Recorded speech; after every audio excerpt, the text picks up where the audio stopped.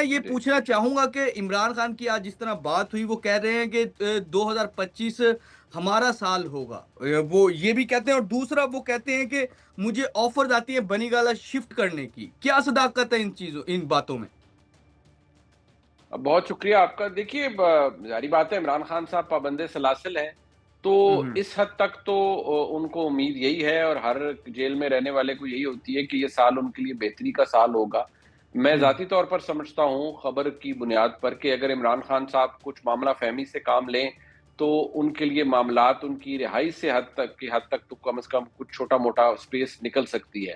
ہوں یہاں تک معاملہ ضرور نکل سکتا ہے کہ وہ جیل سے باہر یا کسی اور جگہ چلے جائیں، اور شاید ان باتوں کو ہم سرے سے بالکل مکمل طور پر ڈینائی بھی نہیں کر سکتے.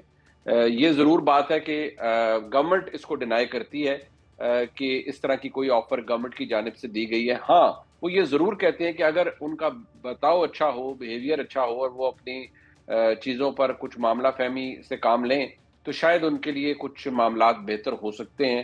لیکن کوئی سیریس آفر ایسی، وہ اب ایک امپریشن ظاہری بات ہے تحریک انصاف نے کریٹ کرنا ہے، اور وہ کر رہے ہیں کہ جیسے بہت سارے مجبور ہیں، اور چند ہمارے جو دوست ہیں جو صحافتی برادری میں، کیونکہ وہ ایک خواہش کی تکمیل کے لیے ان کو لگتا ہے کہ ریاست لیٹ چکی ہے عمران خان صاحب کے آگے، اور امریکہ کا بہت دباؤ ہے، اور اس کی وجہ سے ہر کوئی تھر تھر کانپ رہا ہے، اور بس انتظار کر رہا ہے کہ کس طرح امریکہ کی طرف سے دباؤ آئے اور سب سر بسجود ہو جائیں نیو یارک کی یا واشنگٹن ڈی سی کی طرف منہ کر کے.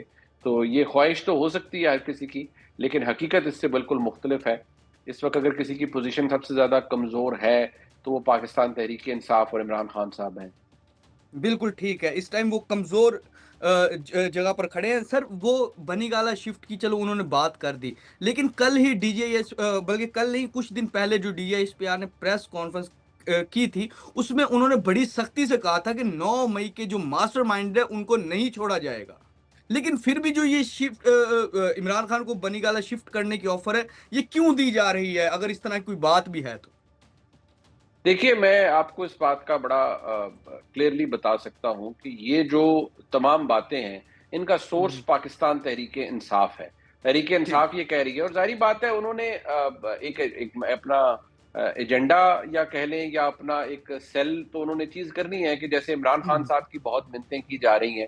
دیکھیے عمران خان صاحب تو پچھلا پورا سال خود بہت زیادہ اضطراب میں رہے ہوں، ہیں اور کوشش کرتے رہے ہیں کہ پاکستان کی اسٹیبلشمنٹ ان سے بات کرے. انہوں نے کہا میرے ساتھ اپنا نمائندہ مقرر کریں. سوال ہوں، تو یہ ہے کہ وہ لوگ جو اس حکومت کو فارم 47 کی چور حکومت کہتے تھے، وہ آج ان کے ساتھ بیٹھنے کے لیے کیوں راضی ہوئے ہیں؟ ایسا کیا پرابلم ہے پاکستان تحریک انصاف کو؟ عمران خان صاحب تو جیل میں ہیں، اور بقول ان کے عمران خان صاحب بالکل فٹ ہیں، بالکل چہک مہک رہے ہیں.